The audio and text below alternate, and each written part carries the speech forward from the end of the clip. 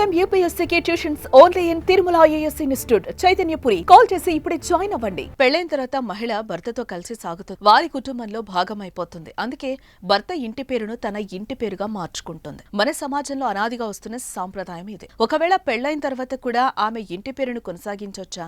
అలా చేస్తే ఏమవుతుంది ఇప్పుడు తెలుసుకుందాం.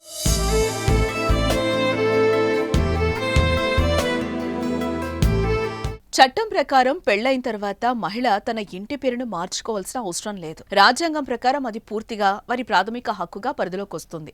ఏ పేరుతో కొనసాగాలన్నది వ్యక్తుల ఇష్టం. అయితే పేరు మార్చుకునే విషయంలో మాత్రం 3 ఆప్షన్స్ ఉన్నాయి. వివాహిత తనకు పెళ్లి కాకముందు ఉన్న ఇంటి పేరుని కొనసాగించొచ్చు. పెళ్లి కాకముందు ఉన్న ఇంటి పేరు స్థానంలో భర్త ఇంటి పేరును చేర్చుకోవడం రెండోది. మన దేశంలో అయితే చాలా మంది అదే పద్ధతిని అనుసరిస్తూ ఉన్నారు కూడా.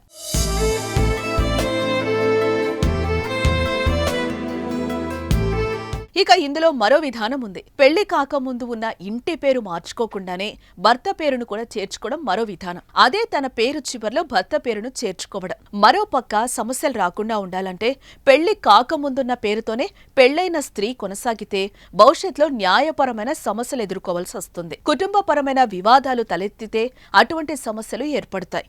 అప్పుడు ఆ మహిళ గుర్తింపునకు సంబంధించిన ప్రశ్నలు ప్రశ్నార్థకంగా మిగులుతాయని నిపుణులు హెచ్చరిస్తున్నారు.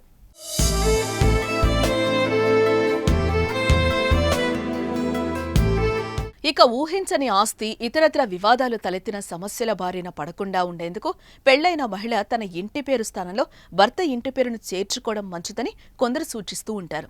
ఒకవేళ పేరు మార్చుకున్నట్టే అయితే ఆ తర్వాత ఇతర డాక్యుమెంట్లలోనూ ఆ మేరకు మార్పులు చేయించుకోవాలి. 2-3 ఆప్షన్లలో ఏదైనా ఆ మేరకు కీలక డాక్యుమెంట్లలో పేర్లను కూడా మార్చుకోవాలి. దాంతో ఆర్థిక, ఆస్తి లావాదేవీల సమయంలో ఎలాంటి సమస్యలు తలెత్తవని నిపుణులు అభిప్రాయం వ్యక్తం చేస్తున్నారు. మొత్తానికి పెళ్లైన తర్వాత భార్య భర్త ఇంటి పేరును మార్చుకుంటే అన్ని విధాలుగా లాభాలు చేకూరుతాయని, అందుకే భర్త ఇంటి పేరును మార్చుకుంటేనే మంచిదంటూ పలువురు అభిప్రాయం కూడా వ్యక్తం చేస్తున్నారు.